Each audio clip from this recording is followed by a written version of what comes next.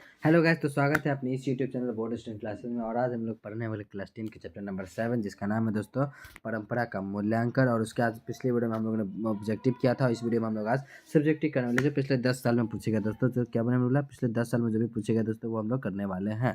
तो चलिए वीडियो को ज़्यादा लॉन्ग नहीं करते और चालू करते हैं। आज का पहला सवाल देखते हैं क्या कहता है। तो सबसे पहले हम लोग पढ़ने वाले हैं दोस्तों कि चैप्टर से दोस्तों वो 2 टाइप्स के सवाल पूछे गए थे। तो पहला टाइप से दोस्तों कि लघु उत्तरीय हम लोग पढ़ लेते हैं, फिर हम लोग चलेंगे शॉर्ट ये लॉन्ग आंसर पे। तो आपको चलते हैं लॉन्ग शॉर्ट क्वेश्चन आंसर पे दोस्तों। तो आज का शॉर्ट आंसर पहला है दोस्तों क्या कि परंपरा का ज्ञान किसके लिए सबसे ज़्यादा आवश्यक है और क्यों है। और ये देखिए दोस्तों, तो 2015 में पूछेगा था, 2016 में भी पूछेगा और 2019 में भी पूछेगा दोस्तों। तो ये 99.99% चांस है दोस्तों कि 2026 में भी पूछा जाने का संभावना ज़्यादा है। तो इस क्वेश्चन का आप लोग ध्यानपूर्वक समझिएगा दोस्तों क्या कहता है इसका आंसर। तो ये हम लोग ने आंसर है दोस्तों, परंपरा का ज्ञान उन लोगों के लिए सबसे ज़्यादा आवश्यक है जो साहित्य के युग में परिवर्तन करना चाहते हैं और क्योंकि वे रूढ़ियों के तौर पर अन्य एक नई दिशा में का निर्माण करते हैं। जो लोग रूढ़िवादी हैं वे परंपरा के ज्ञान पर होने पर भी उसका सही उपयोग नहीं करते हैं। इस तरह हम लोग चलते हैं दोस्तों क्वेश्चन नंबर 2 पे। तो क्वेश्चन नंबर 2 कहता है दोस्तों कि राजनीतिक मूल्यों राजनीतिक मूल्यों से साहित्य के मूल्य अधिक स्थायी कैसे होते हैं। और ये परंपरा का मूल्यांकन शीर्षक पाठ के अनुसार उत्तर देना है दोस्तों। और ये 2022 में पूछेगा दोस्तों, तो इसको भी समझ लेते हैं क्या कहता है आंसर दोस्तों। तो ये राजनीतिक मूल्य समय के साथ बदल जाते हैं लेकिन साहित्य के मूल्य हमेशा बने रहते हैं। और यहाँ पर आप लोग दोस्तों जो है ना, यहाँ पर आप लोग फुल स्टॉप डाल लीजिएगा दोस्तों, कि यहाँ पर मैंने फुल स्टॉप ये डॉट डाला गया है, यहाँ पर जरूर दोस्तों आप लोग क्या डाल लीजिएगा, फुल स्टॉप डाल लीजिएगा।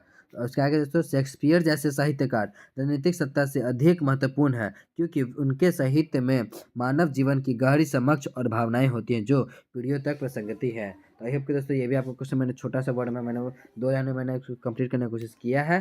तो आपको ये भी अच्छे तरीके से आपको समझ लेना चाहिए दोस्तों। और ये भी हो सकता है 2026 से पूछना जाएगा। तो चलते हैं आज का शॉर्ट क्वेश्चन तीसरे नंबर पे। तो शॉर्ट का ये तीसरा दोस्तों कि पूछा दोस्तों, इसमें बहुजातीय राष्ट्र की हैसियत से कोई भी देश भारत का मुकाबला क्यों नहीं कर सकता दोस्तों। और ये 2017 में और 2024 में पूछा गया था दोस्तों। तो ये भी 99.99% चांस है दोस्तों कि 2026 में आपको देखने को मिल सकते हैं। तो चलिए इसको समझते हैं। तो पूछता है दोस्तों, यहाँ विभिन्न जातीय धर्मों और भाषाओं के लोग सदियों से मिलजुल कर रहते हैं और यह अनूठी सामाजिक संरचना और सांस्कृतिक सहिष्णुता किसी अन्य देश में नहीं पाई जाती। इसलिए कोई भी देश भारत का मुकाबला नहीं करना चाहता। तो आपको ये भी समझ में आया होगा दोस्तों, क्योंकि यहाँ पर अनेक प्रकार की जाति धर्म लोग बहुत सब मिलकर जुलकर रहते हैं दोस्तों। तो यहाँ तो सामाजिक विभिन्नता संरचना दोस्तों बहुत क्या सहिष्णुता है, इसीलिए कोई भी अन्य दोस्त जो दोस्तों वो नहीं पाई जाती यहाँ पर। मतलब कोई ये नहीं कि हाँ यहाँ पर हिंदू है तो मुस्लिम नहीं रह सकते, मतलब सब मिलजुल कर ही रहते हैं दोस्तों। इसलिए हमारे देश जो है उसका मुकाबला कोई नहीं कर सकता दोस्तों। तो आपको ये भी क्वेश्चन आपको समझ में आया होगा दोस्तों। तो चलते हैं हम लोग दीर्घ उत्तरीय प्रश्न पे दोस्तों। जब अभी तक में हम लोग जो भी देखा वो शॉर्ट क्वेश्चन आंसर था, तो आपका हम लोग इस चैप्टर का हम लोग क्या करेंगे दोस्तों, अब हम लोग दीर्घ सवाल करने वाले हैं। तो चलिए दीर्घ करते हैं दोस्तों। तो आज का दीर्घ का जो पहला सवाल है दोस्तों, पूछता है परंपरा का मूल्यांकन निबंध जो है, परंपरा का मूल्यांकन क्या है दोस्तों, वो निबंध है का समापन करते हुए लेखक कैसा स्वप्न देखता है, उससे सरकार साकार करने में परंपरा की क्या भूमिका हो सकती है, विचार करने को बोल रहा है दोस्तों। तो और ये 2018 में पूछा गया था दोस्तों। तो इसका सही आंसर हम लोग देखते हैं क्या है। तो लेखक एक ये समतामूलक समाज का स्वप्न देखता है। क्या समतामूलक मतलब दोस्तों, एक समान ये देखता है क्या। तो लेखक कौन है दोस्तों, हमारे रामविलास शर्मा, जो किसके, तो परंपरा के मूल्यांकन के। जहाँ सभी लोग समान हो और कोई शोषण ना हो। समूलता का मतलब क्या दोस्तों, सभी लोग एक जैसे रहते हैं, जहाँ सभी लोग को समान इज्जत दिया जाता है, सभी लोग समान रूप से रहते हैं। और यहाँ पर क्या किसी पर भी कोई किसी नहीं कहता हाँ तुम भाई यही काम करो तो इस पर तुमको करना नहीं, सबका शोषण भी नहीं होता है दोस्तों। इस स्वप्न को साकार करने में परंपरा की महत्वपूर्ण भूमिका हो सकती है। लेखक के अनुसार लेखक कौन, तो रामविलास शर्मा, परंपरा के ज्ञान से प्राप्त विवेक और प्रगतिशील सोच हमें एक ऐसा समाज के निर्माण में मदद कर सकती है जहां जाति धर्म और वर्ग के आधार पर कोई भेदभाव नहीं होता है। तो आई होप कि दोस्तों ये भी क्वेश्चन आपको समझ में आया होगा। तो चलते हैं हम लोग क्वेश्चन नंबर 2 पे दोस्तों। दीर्घ उत्तरीय क्वेश्चन नंबर 2 है दोस्तों। तो क्वेश्चन नंबर 2 कहता है दोस्तों, किस तरह समाजवाद हमारी राष्ट्रीय आवश्यकता है, इस प्रसंग में लेखक के विचारों पर प्रकाश डाले। और ये क्वेश्चन 2021 में पूछा गया था दोस्तों। तो इसका हम लोग आंसर देखते हैं दोस्तों क्या कहता है कि लेखक के अनुसार, मतलब लेखक कौन है दोस्तों, मैं बार बार आपको रिपीट कर रहा हूँ दोस्तों, तो रामविलास शर्मा है।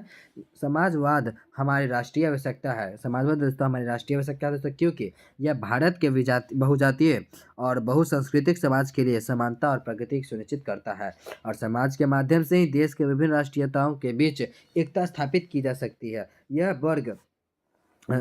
वर्ग संघर्ष को काम करता है और ऐसे समाज का निर्माण करता है कि जहां सभी लोग समान अवसर और अधिकार प्राप्त करते हैं जो राष्ट्र की प्रगति के लिए क्या आवश्यक है। जैसे कोई भी देश विकास कैसे करेगा दोस्तों, तो ऑफकोर्स है कि जो भी देश थे वो दोस्तों, जैसे हमारा देश है दोस्तों, वो दूसरे देश में विकास कैसे करेगा, हम लोग जैसे है दोस्तों वो सब मिलजुल कर रहेगा तभी तो विकास कर पाएगा ना।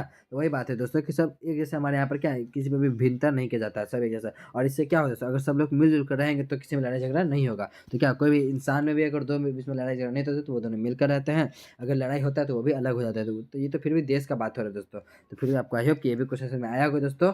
तो ये मैंने जो भी सवाल इस चैप्टर से जो भी मैंने जो बताया था दोस्तों कि पिछले 10 साल में पूछा गया था वो मैंने करवा दिया दोस्तों। तो चलते हैं, आज के लिए इतना ही रखते हैं, मिलते हैं हम लोग नेक्स्ट वीडियो में। तब तक के लिए हंसते रहिए, मुस्कुराते रहिए और पढ़ाई जरूर करते हैं दोस्तों, क्योंकि काम पढ़ने चलेगा, सिर्फ मुस्कुराने किसी नहीं। और मैंने आपको बता दिया है दोस्तों कि आपको ये सारा PDF कहाँ से मिलेगा। तो हमारे आपको टेलीग्राम ग्रुप पर क्या करना है, जुड़ जाना है। टेलीग्राम ग्रुप का मैंने लिंक आपको अपने बायो में डाल दिए हैं दोस्तों, तो आप चैनल के बायो में ढूंढ सकते हैं या वीडियो के लास्ट में भी डिस्क्रिप्शन में डाल दूंगा लिंक। तो चलिए आज के लिए इतना ही रखते हैं, मिलते हैं हम लोग नेक्स्ट वीडियो में दोस्तों, तब तक के लिए थैंक यू।